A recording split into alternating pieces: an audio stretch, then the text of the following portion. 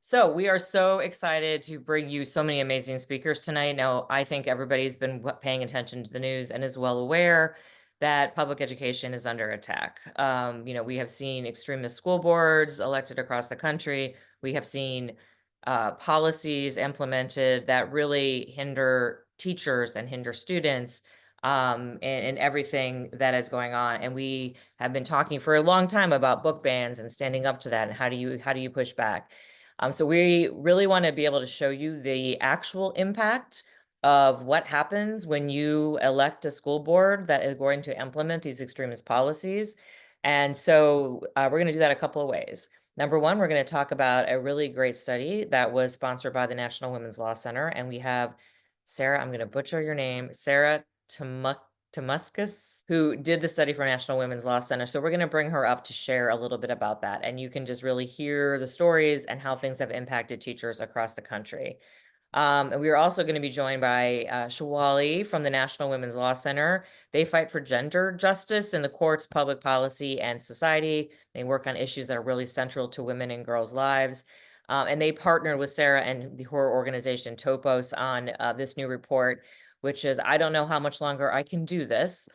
Teachers' experiences amid attacks on public education. And then we're going to talk to some teachers who've actually lived through this in their school districts. So I'm going to start off by introducing here Sarah Tumzuk, I think I said it right this time, is a sociologist and chief research officer at Topos Partnership, employing innovative qualitative methods. She directs public opinion research projects on political and social issues around the country. Previously, she taught sociology and liberal education courses at universities in Alaska and Washington State. Y'all, she's in Alaska. We don't have a lot of Alaska people come on, so this is really exciting.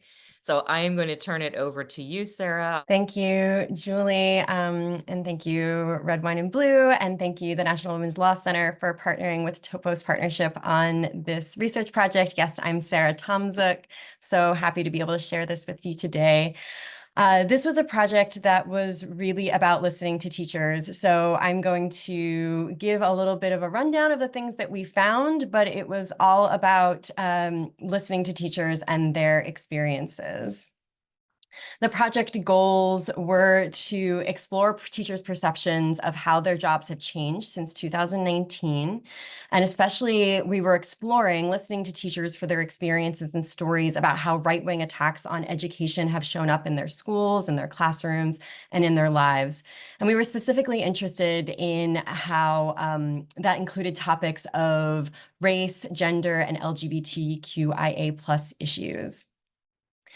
And the main goal was to listen to teachers, hear their experiences, hear their stories, and be able to identify some themes across them to be able to tell a powerful story about the effects of these attacks on education and on teachers. To do so, we spoke to 25 teachers in a longer form, semi-structured conversation called a cognitive elicitation. And to be able to participate, to be eligible, teachers had to be a public K through 12 teacher with at least 3 years of experience. And they had to, in a screening survey, express that their job quality had been somewhat or somehow negatively affected by the right-wing attacks on education. And we focus on specific states, which I'll speak about in a minute when I talk about who we ended up talking to. Like I said, it was 25 teachers. Most of the people we spoke to were women, lots of women in teaching. We spoke to 3 teachers who self-identified as a member of the LGBTQIA+ community.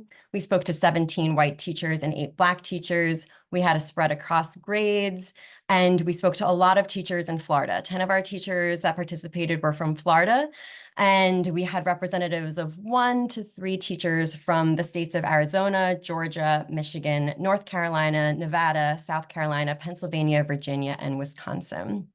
So with the background out of the way, I'll get to what did we hear? What were the themes that we identified in the stories and experiences from teachers? And I'll go touch on each of these briefly, but I'm really going to let the teachers tell their own stories here. So you'll see me pointing to what teachers actually had to say about each of these things.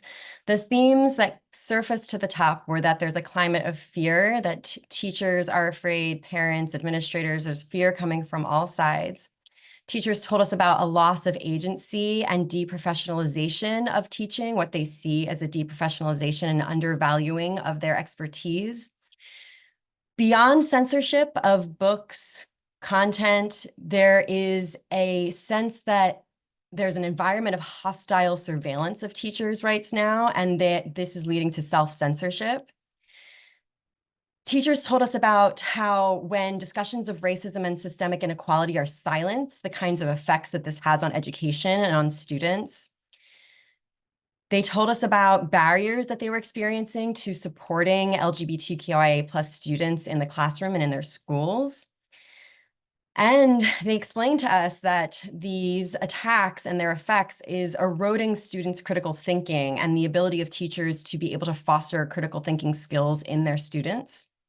And finally, they explained to us why a lot of teachers are leaving, that some teachers are choosing to resist, and that all teachers care about students and care about students' learning. So I'll touch on each of these briefly in my time today.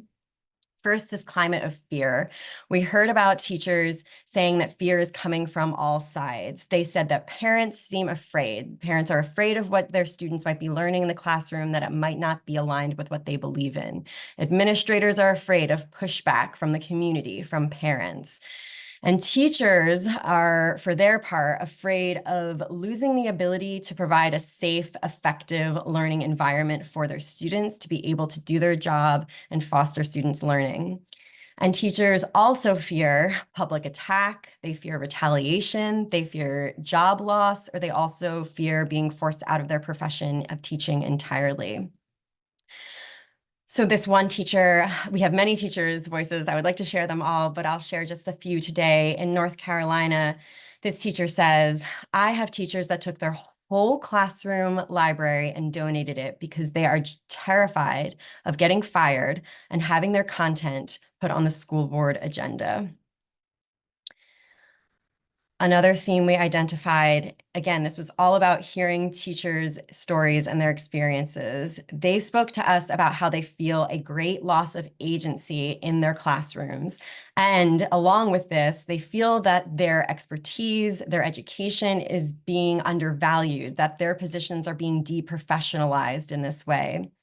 They described that they are being canned curricula to teach in the classroom. They are experiencing more and more restrictions on the choices they make in their classrooms.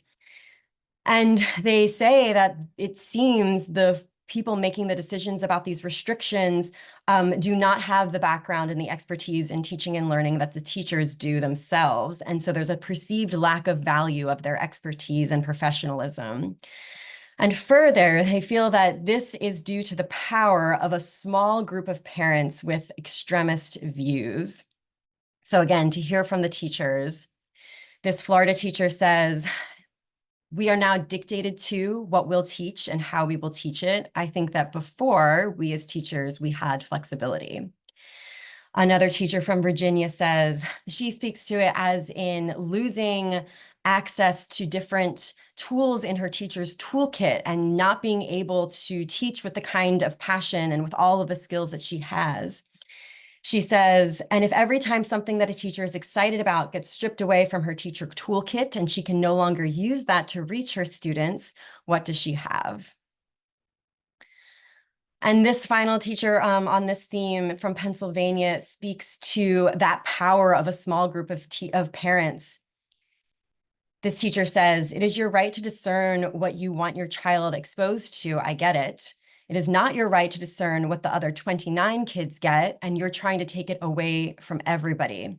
They're not your kids. So now you are pushing your beliefs, the very thing you are accusing me of, or teachers or educators, that is what you are doing.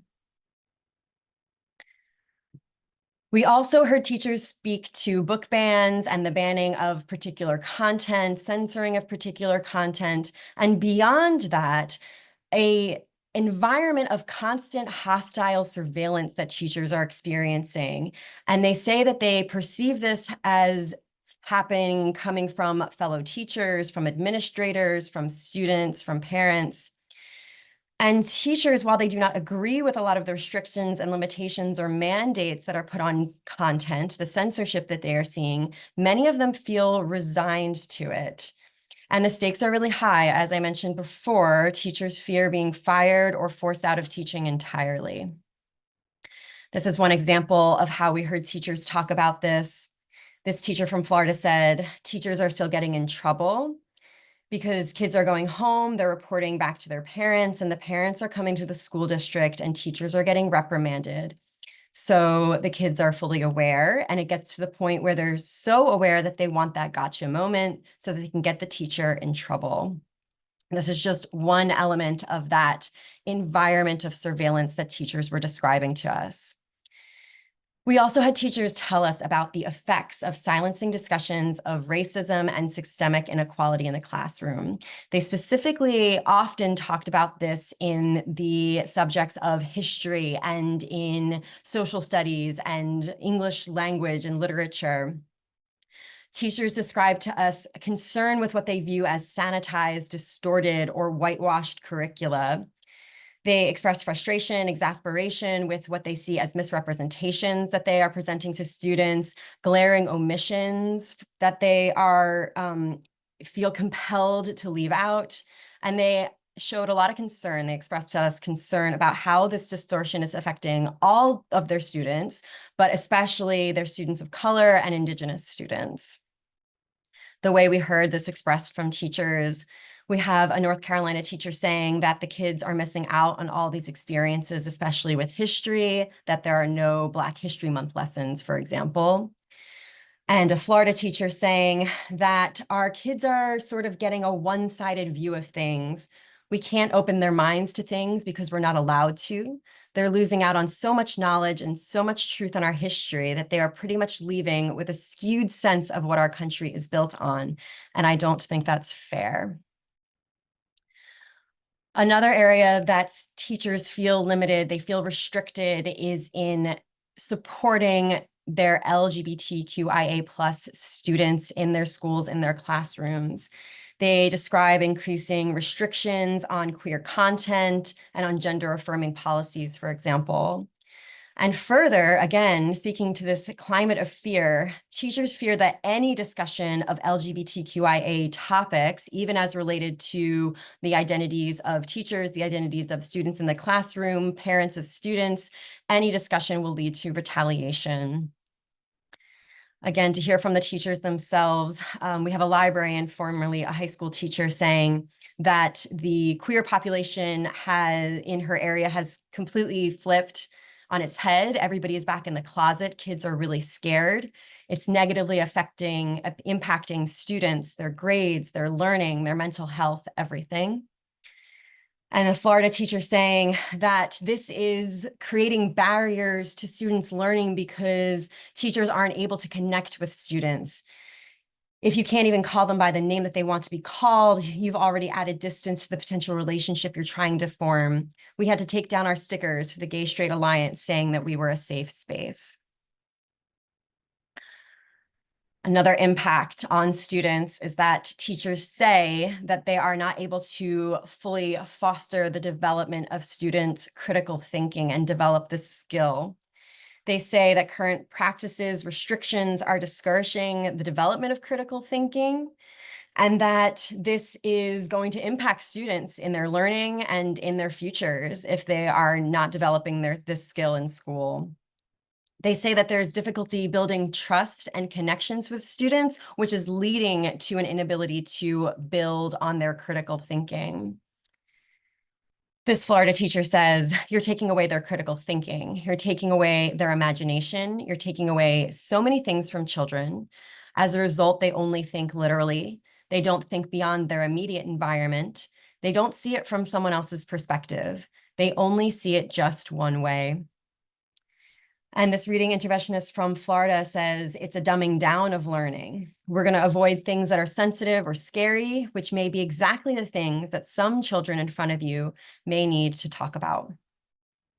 And the final theme that I'll speak to today that we identified in our conversations with 25 teachers is that many teachers are leaving. They're leaving their jobs, they're leaving the profession. Some teachers are resisting, and all teachers want everyone to know that they care about students learning. Teachers describe stress and burnout as a result of the restrictions and limitations that are put on their teaching.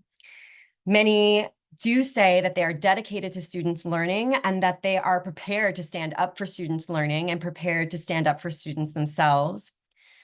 And we heard from so many of our participating teachers that they really wish that parents and others understood that teachers care about children and care about children's learning and their experiences in school. They feel like this is getting lost. This reading interventionist in Florida says, we as teachers have to support each other because everyone's saying the same thing. I don't know how much longer I can do this like this. We all love what we do, but in the current climate and the way that it's going and the tying of teachers' hands, no one wants to be in a job where they feel like they have no freedom. No one wants to feel that way. So to briefly conclude, I was sharing, for the most part, the themes and the stories and experiences that we heard from teachers in their own words, and I tried to share some of their words with you today.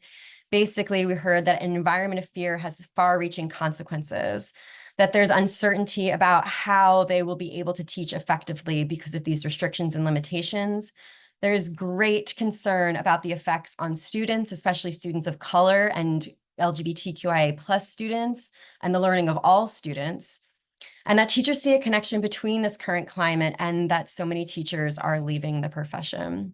Thank you so much for the opportunity to share what I learned in this study today. And with that, I'm going to hand it right over to Shawali Patel from the National Women's Law Center. Thank you, Sarah, and thank you, Red, Wine, and Blue, for inviting us and inviting me to be a part of this important program this evening. And thank you to all of you for joining us this evening. As Sarah said, and as Julie said earlier, my name is Shawali Patel. I use she, her pronouns, and I'm an attorney with the National Women's Law Center. I focus on Title IX and educational equity in schools. And so I'm really glad to be here to talk about this important issue and the work that we do at the National Women's Law Center to ensure that schools are equitable, safe, and inclusive for all students. And in fact, we've been doing this since the National Women's Law Center was created in 1972, which is the same year that Title IX, a core federal civil rights law that prohibits sex discrimination in education, is the same year that Title IX was enacted.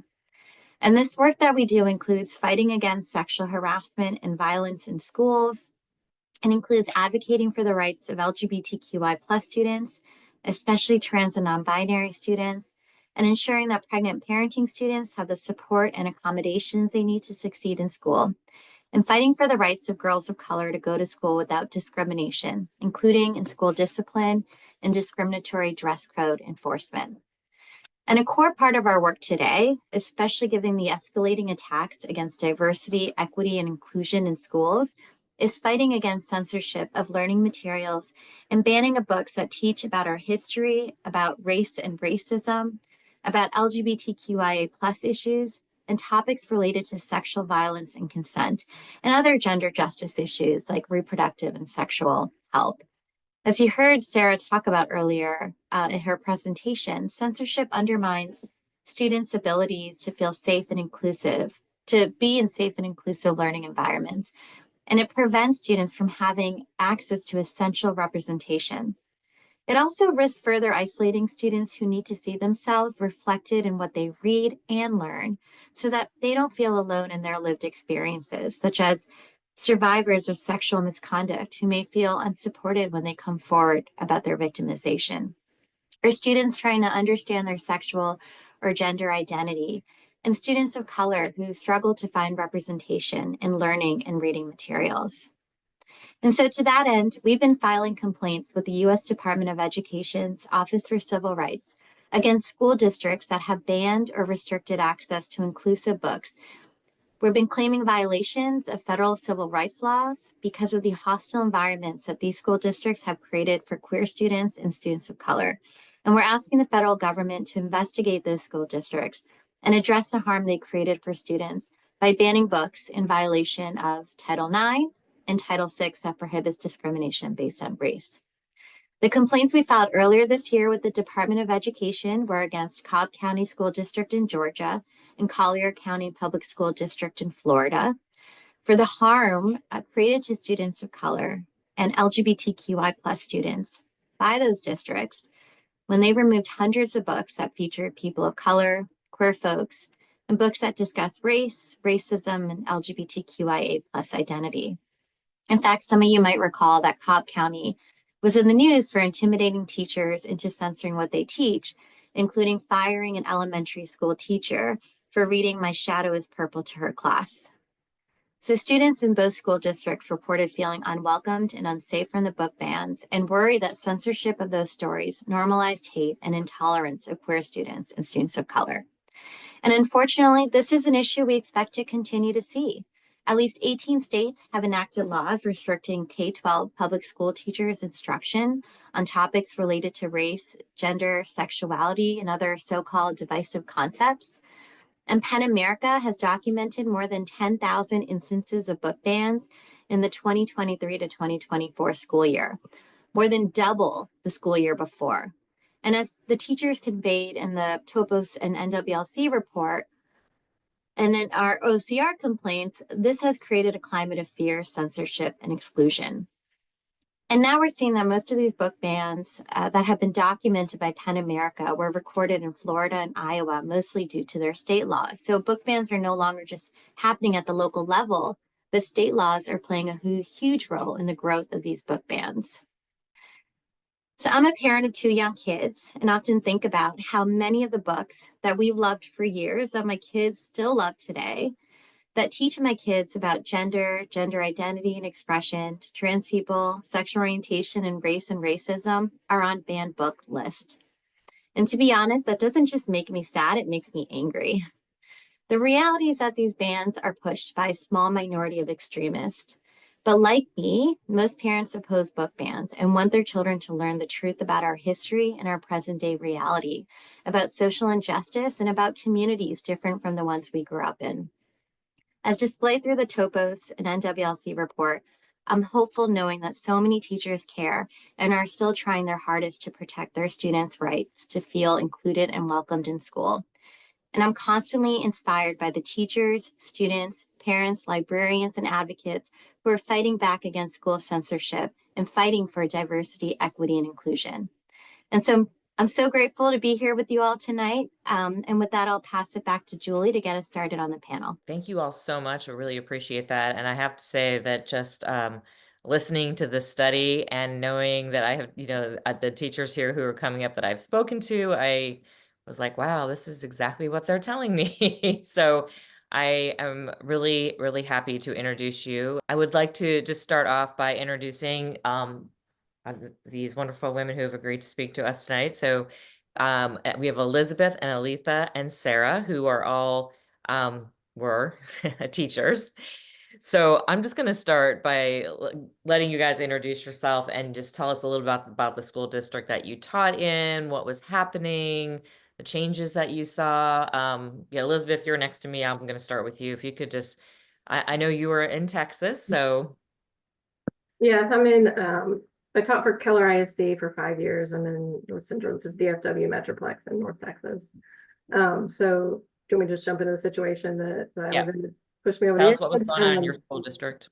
So we've been funded by Christian Conservative, the nationalist group, and there was a lot of stuff leading up to it. The book bannings is a problem. Obviously, the transgender issues is a problem, but then we had such a gross situation of disrespect, not like disregard for student safety and privacy when our school board members brought an evangelical film crew from Norway onto my campus during the school day, and they were there with just unfettered access for 4 or 5 hours to students, filming students. Their goal, the emails that went back with our school board members were that their goal in coming to our campus, this film crew, was to share why it's so important that the conservative Christians push back on the woke agenda trying to infiltrate the U.S. school system. And our school board members are responding with, yes, we want to glorify God as well. And so they just brought them on. You know, there were no background checks. There were no security checks of what's in their bags. We had students on our campus who had the no filming, no taking pictures, sharing of my student's image. You know, the parents had dictated that when they registered their students for schools, when they were filmed. And, you know, this film crew has all the footage, and they produced the documentary without punishment, basically, from, you know, they're from Norway. What are they going to do? And even with this situation that occurred, those school board members were still reelected in the election a couple months later. Not the feeder pattern for my school, of course, but it's just that is just one example of how far it's gone, that even when you have something like that, which is so obviously a violation of student rights, teacher rights, they don't care. You know, when I faced a lot of backlash, I resigned at a school board meeting shortly after this, over this situation. And then, you know, continued to speak out, but everyone's terrified to speak. You know, we have a turnover now of 40 to 50%. All of our admin has been replaced. You know, our admin can't speak out because our school board can hire and fire principals now, which is not a typical occurrence down here, at least, that they have that right to do that. So we're just being surrounded and attacked by all angles. You know, there's all kinds of other things going on that I could go into. You know, that the banning books was just the beginning of it. We've halved our prep time. 1 in 8 teacher positions was eliminated this year because of school funding. Our fine arts from the elementary has been halved, basically. So our students don't have access to all the fine art programs that they had. Our high school students aren't allowed to perform and learn from plays that previously would have been allowed and approved, just because they Googled it and they don't like it, you know, because it might be different. We've got, if a student asks us to call them by any name except what's written on the page, we have 24 hours to contact the parent, or we can be in trouble. You know, we have gosh, I've got so many post-it notes, I can't even do it. We just got notice a couple days ago that our 2 weeks from now, so we have this coming week on fall break, and when the students come back, if they don't have money in their lunch account, they're going to get the poor kids lunch. So whatever they pick on their lunch trays, they're going to take up to the front of the thing. And if they don't have money in their account, it's going to get thrown away, and they give back with the, you know, sun butter and jelly sandwich and fruit and milk and whatever. So it's a vast move to differentiate kids that they don't like, you know, the poor kids, the ones that are different. They want to other everyone in the district that's just not like them. So. Well, I want to get into like curriculum and how it's impacted the curriculum, but I also I see Aletha like just nodding her head along with everything you're saying. So Aletha, you were also in Texas, but in a different school district. So can you give us a little description of what's been happening where you are? Yeah, I will say most definitely that's all the same reasons why I'd left my district also. So I'm up in the Houston area. I was in Katy. And exactly the same things. They first started out, you know, we're going to allow the parents to say what books the students aren't going to be allowed to read, and the parents can opt out of their students to read the books. And I was like, oh, okay, that's going to be fine. You know, I agree with that. You know, if you don't want your kid to read a book, that's cool. Then they just started pulling books off shelves. Ruby Bridges got pulled off the shelves. Michelle Obama's book got pulled off the shelf. Wait. Michelle Obama's book got pulled off? Michelle Obama's book got pulled off the shelf because she said something about a candidate, and then that got pulled off. And so, yes, Ruby Bridges got pulled off. And it just kept getting worse and worse and worse. So within like the 22, 23, there was like 100 titles that they were just constantly pulling books off. And what I started to notice was it was all the books that they were pulling dealt with gender identity, and they dealt definitely with racial undertones. And I noticed, though, the biggest thing that pushed a lot of this was when the school district was going to read The Hate U Give after all that happened with the George Floyd. That just pushed a lot of parents over the edge, and they started reading all these random passages from books that I really don't believe they ever read a book or read any of those books. And the book banning just started happening, or they would say they're pulling the books off to save the children and pulling them out of the school to save the students. And so, and it just, then we're indoctrinating the kids, teaching critical race theory to the students, which I don't know how in chemistry I was teaching critical race theory to students. I wish they would tell me that part. And then it just kept getting worse. And just like was stated, then they started doing the anything, if the students told you a name that wasn't their name, then we had to like call the parents and let the parents know, hey, your child. And at that point, when they brought that one in, I was like, I can't work here because I'm not going to call a kid and out a child. I refuse to ever do that. But I think too, when our state decided to have parents' rights and the districts decided to just do whatever they wanted to with parents' rights, that just pushed them to say, well, the state has said we have parents' rights, so we can pull and do whatever the state says. Okay, so this is right in line with what we heard in the survey that was done. So Sarah, you're in Virginia, not Texas. It can't be the same there, is it? Tell us about your school district. Oh, say it ain't so. Unfortunately, it is so. You know, Governor Youngkin won on a platform of parents' rights. And after he won, my county, I taught English, high school and middle school English for 16 years in Roanoke County, which is in southwestern Virginia. So the year after he won, our school board got taken over by extremists as well, also kind of, just following his platform of parents' rights. So they have embraced the whole range of extremist policies, the book bans, the anti-LGBTQ policies, the controlling curriculum, all claiming that that's part of parents' rights. And, as an English teacher, the other English teachers in my department were definitely very concerned about our ability to choose materials for our students to read without having any pushback, without being vilified. I was the teachers union PAC chair, so I spoke out actively against the candidates who unfortunately ended up winning. And the representative who won from my district bragged to her friends that she couldn't wait for me to step out of line so she could get me fired. That's not the reason I left, of course. That I took that somewhat as a challenge, but it is true that the other English teachers felt very restricted and worried. I always taught a Holocaust unit, and suddenly we're being told that we have to provide an alternative reading assignment if a parent objects to anything.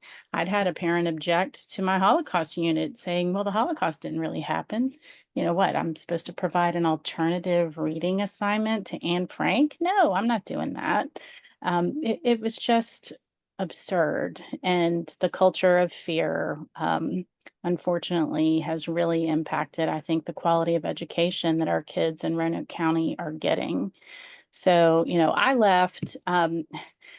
I a single mother as a teacher, so I always had another job. I sold real estate, so I didn't have the same fear of losing my job that other teachers had of speaking out. Teachers not being paid enough is a whole separate issue for another meeting that we can have another time. But so, I felt free to leave, and with some other parents and community members, we started a group, Roanoke County Schools United, with the goal of taking back our school board in 2025 when these seats are up for reelection. So I felt very empowered when I made the decision to leave, knowing that that was going to be my focus. And then luckily I found Red, Wine, and Blue to help me, further that goal. But yes, it is dark times in Roanoke County. Well, and you kind of gave me a segue into what I wanted to ask next, and I'll go back. We'll go in reverse, and I'll go back to Aletha. So, what about so how are you seeing it impact the curriculum, what the students are learning, what the teachers can teach, and like I think the teachers are probably feeling very censored in what you can actually say in the classroom. You guys have all kind of touched on this, but if there's anything else you can think of happening that other teachers are saying to you, or examples of just like how you had to adjust your curriculum because of these policies. Yeah, I always think about like my experience growing up, because I actually grew up in a small town, small Bible Belt town here in Texas. Pastors, you know, they were the ones that controlled what we watched on TV. They controlled what we had in our schools and what we were able to read. And I feel like we're going back to that. And I always have that discussion with my mom, because I'm like, Mom, I think kids should be able to read whatever they want to read that's going to make them feel good. Because I remember sitting in school being that kid going, we only got books that have the N word. Like, that's what I see myself as, the N word or slave. Is that only what Black people do? We're slaves, or we're the N word in the book? And so pulling books where kids are not seeing themselves. And I love the fact that they'll always say, but we got to get back to that great literature. I'm glad that you loved Huck Finn, but there's a child that's listening to Huck Finn, and the N word is just killing them to hear that read all the time. I'm glad that you love all these great literatures, but they have the N word in it. And we want to see ourselves be a great protagonist too. And so there are books that you're pulling is where we're not shown as diverse, great people, scientists, and great doing these great things, because you're pulling these books out so that we're not being able to read those. And so it's even for our students who are LGBTQ plus IA. And I think that people aren't realizing you're marginalizing those students. You're marginalizing your students of color, because now you're trying to tell, you're marginalizing history for them to where they don't, like, slaves were okay to be slaves, and they got money for it, and they were excited to be a slave. Nobody in their lifetime was excited to be a slave. I'm sorry. So I think that that's what's happening is the curriculum, there's no autonomy for it. They want everyone to teach the same curriculum. They want to, I know in Texas, what they're trying to do is put in like Christian Bible verses into the curriculum. And then they want to limit any discussion on good topics to where students can have that critical thinking. And so what's going to end up happening is, and what you're seeing is the low numbers where students are, and what irritates me is when they're like, well, these kids can't read, and there's a literacy issue. There's a literacy issue because you took all the books away and there's nothing for them to read to look at themselves. Absolutely. And so same thing, Elizabeth, just in terms of the impact you're seeing on students and other teachers. And one of the things you said to me, which really stuck in my mind when we chatted, was that you used like, I'm an engineer, I teach engineering. I don't expect that every student is going to become an engineer, but my job is really to mold these students into good citizens and good humans. And you said you couldn't do that anymore. And I was like, oh my God, can you No, tell we us a can't do little that bit at about that? all. I mean, I could barely acknowledge, the personality of students without fearing backlash. I mean, yeah, I taught engineering and I had the coach teaching job. I graduated in engineering and I worked my way into a CTA position with no statewide tests, a curriculum that's exciting and fun. Students sign up for it because they love it. And I started to hate my job. And I was like, what has changed so much that 10 years ago, I was thrilled to be doing this, stimulated, invigorated, thought that I was connecting with students. And then I just look around my campus and I'm like, this is depressing, and then my colleagues and, God forbid, the ones in core subjects were just suffering and struggling. And then that event happened and I'm just like, I'm done. This is it. I'm going to start speaking out. And just the change in myself I've seen in the 6 months since I started doing this is incredible, so people get in that rut where they realize they don't realize, I guess, how much it starts to affect them. And you also mentioned thus the impact on students and students not really able to be themselves, like being their true Oh, selves. not at all. I had mostly freshmen and sophomores the last 5 years here in Keller, and they're coming up from middle school, which is a really awful place to be sometimes in 7th and 8th grade. And then they're starting to figure out and be comfortable in who they are, but they're not allowed to speak about it. If they were comfortable talking to their parents at home, they wouldn't be asking their teachers to just give them a slight twist on their name, a nickname or something. And the minority of that, but they can't talk about anything. They talk about their religious beliefs or what clubs they want to join. We couldn't hardly have clubs anymore anyways, but it's, I it's really don't know sad. too many teachers who teach solely because they love their subject matter so much that that's all they want to focus on, right? We teach because we love our subject and we want to build relationships with students and we want to make a difference. And so these new policies really stifle our ability to build any relationships with our students. You know, when we can't call them by the name they want to be called by, when we can't have a poster up in our classroom that says all are welcome and let, you know, students know that we're a safe space. Yeah, we In can't have Roanoke any of County, that. they even eliminated, you can't even have a rainbow anywhere in your No, classroom. You can't have a no, poster that has any color there's to no it if unicorns it's or not, rainbows unless it's about anywhere. nouns and verbs or similes and metaphors. I couldn't have any decoration up in my classroom. I mean, it's just ridiculous. You know, you can't, I mean, And it's the I minority of the couldn't teach. students, you know, in that situation that are being supported, but it's the majority of their peers that see that we aren't supporting them. You know, what is that? You know, that's another huge impact. It's not just the 2 or 3% who need that support desperately so they don't go make a bad choice that's permanent. Because, you know, we don't have any crisis counselors anymore to help with that either. But it's the rest of the students who see that, oh, this teacher really isn't standing up for or welcoming people either. So we lose the buy-in too. They're not Can you done. talk about that a little bit? Actually, I was going to bring that up. Like, I think people hear a lot about book bans and people hear, Mhm. you know, 'cause you see that in the news. And I know we've been seeing news about Oklahoma and Louisiana with the 10 commandments and having Bibles in the classroom. But I don't think people hear about things like we're taking away school counselors. Like, is that something Oh, that yeah, people are yeah. seeing? I mean, we had, we previously had one crisis counselor per campus, so strictly for like mental health of the students. And she would work her butt off to go out and do focus groups, try and intervene with students who were having suicidal thoughts.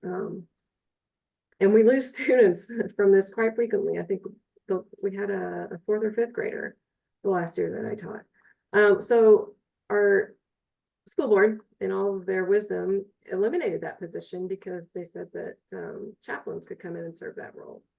So we didn't have those anymore. We lost the counselor position who are typically doing academic counselors, but would try and step in these emergency situations. We lost one of those, you know. There just is no support for that kind of thing. So But Elise, I see you nodding your head. yeah, I think, I mean, definitely losing the counselors, but I mean, they're getting rid of librarians left and right. So librarians are losing their jobs due to budget cuts too. And so there's like books in a library, but students can't grab those books because they're losing their jobs. I mean, like HISD turned the libraries just into like a center where kids just do extra work. So it's just, I mean, it's like learning how to pass a standardized test these days for kids. And Elise, you mentioned to me that you actually teach teachers now. Mhm. And one of the things you said that I also remembered was that you said that you don't think the young teachers are actually learning how to teach anymore. Yes. No, it's so I teach teachers how to become teachers, and it's really hard for them to see how to have kids think critically or how to really engage with kids like when I started, because I was a teacher for 18 years, and it's because of the curriculum that's just handed to them because there's no autonomy in it. Because basically they will tell them this curriculum fits all students, so don't change this curriculum, don't change this PowerPoint, don't change nothing. You just teach it the way that we hand it to you. And so the teachers are like, oh, okay, you know, they can't do anything. Um, so in terms of, you know, Sarah, I know that you said you were like the union person, you spoke up a lot. I want to make sure that we're not all doom and gloom because there are a lot of us doing really hard work to try to fix this. So like, what did you see in terms of pushback? Were there students that stood up, parents that stood up? Like, I know sometimes teachers feel censored. And I guess, what do you want to tell people who are listening on this call tonight? Like, what are the things that teachers need parents and community members to do? Absolutely. We need parents to support the teachers' unions. We need parents and community members to show up at the school board meetings and speak, you know, and I know it's hard. School boards, I saw someone in the chat say this in Rockingham County, and it's true in Roanoke as well. School boards have been passing restrictions, making it harder to come to school boards and speak, where you have to sign up 24 hours in advance, and you can only speak to certain items on the agenda, stuff like that. But regardless, it is imperative that people in the community show up and that people support the teachers' unions and speak up. I mean, until people really come together and do that. And the group that we've started, we're following a model with Roanoke County Schools United that some other groups across the state of Virginia have been successful overturning extremist school boards. That's joining together with other people to take back that narrative of parents' rights and teach people what's really important for public education. And it's not all this fear mongering. We don't have boys and girls bathrooms. We don't have problems with kitty litter boxes in the schools. That's what, people are coming out to vote for these school board members because they believe this rhetoric. And so we all have to join together and help educate people about what the real issues are so that we can start electing school board members that, have some common sense. Elizabeth, what do you think about that in terms of like people standing up to this, and then, what do you want people I mean, listening you to? have to, I'm begging down here for people to stand up for it, and, they'll go vote. We had big gains in those positions that came up, but everyone down here is so afraid to speak out because not just for their jobs, people who aren't teachers, they don't want to offend, or be out in the public for being someone who would defend up, student rights instead of these parent rights. It's a pervasive threat down here that you'll be ended basically if you speak up against these people. Teachers will speak up more if parents are speaking up more. Again, as the teachers union vice president and PAC chair, it was so frustrating to me that more teachers didn't feel comfortable coming and speaking up. But we've also seen retaliation from our school board when teachers have come and spoken out. So, I mean, I understand that reluctance, and it's going to take a lot of community support in order for teachers to feel like, they're empowered to come speak. Yes, if the communities will stand up for us, I feel like we'll get people who will willing to take that step and come out and speak out against it. But it's got to be, a huge amount of support to make people comfortable for that. And Aletha, you're in Texas too, so I'll let you speak on that. And then Julie, I will see if we have any questions in the chat that we want to highlight.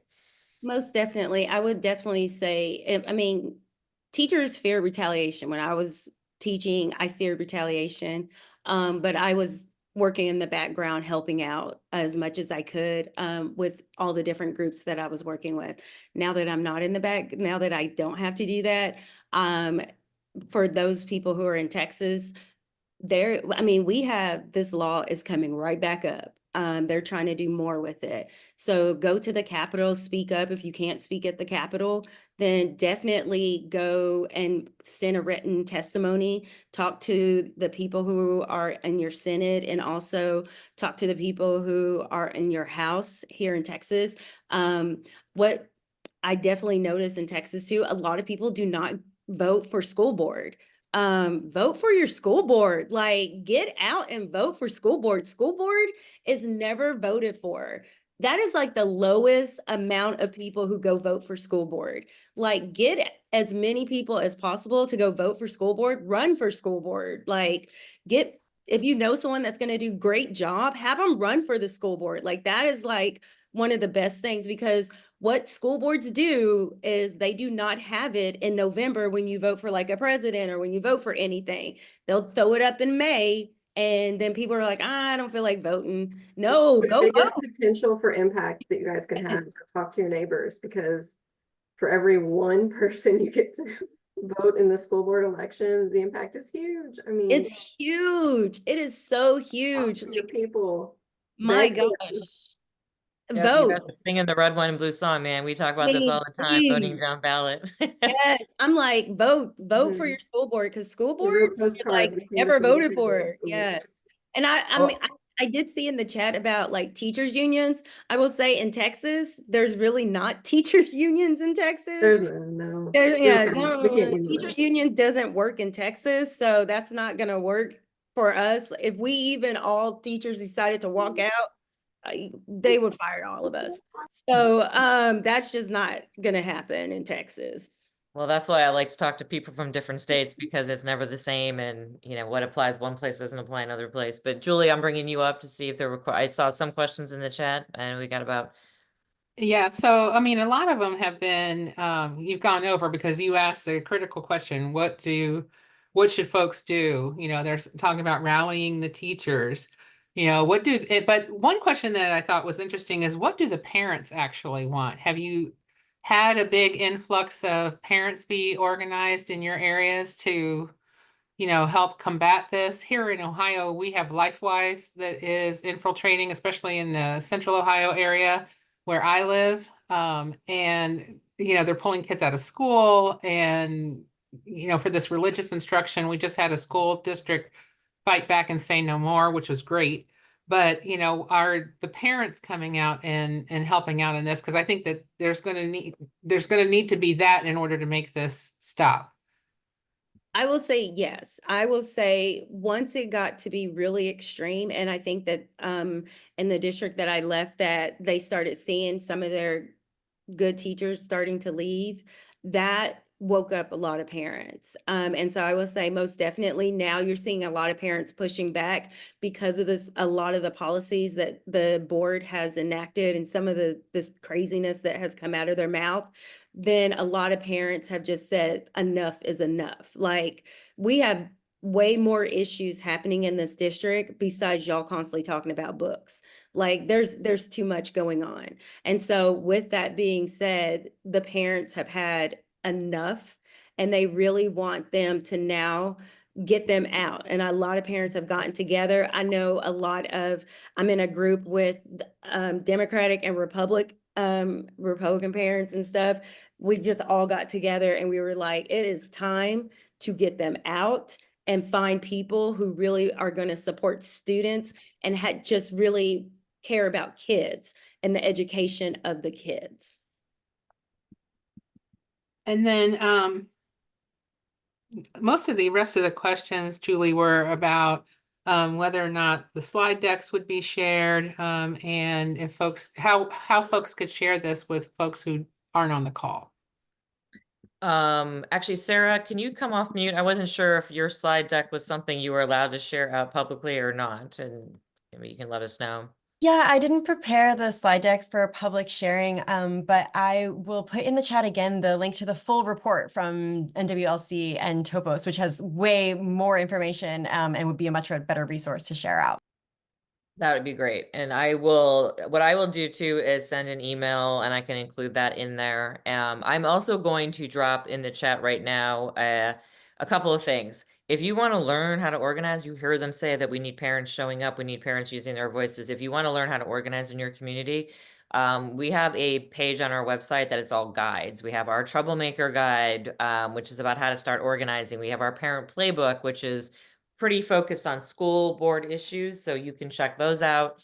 And then if you're like, hell yeah, I want to start organizing in my community, you should check out Trouble Nation, which is our program where we help you start local groups. We will support you. We will help you get started. We will help you grow, help you engage your membership, help you connect with women around the country. And there's a lot of women around the country doing this work. We have almost 500 groups doing this stuff around the country. So you can connect with people. So I think I'm glad we answered most of the questions. So Elizabeth, Aletha, Sarah, is there anything you want to say that you haven't said yet or share before we sign off for the evening?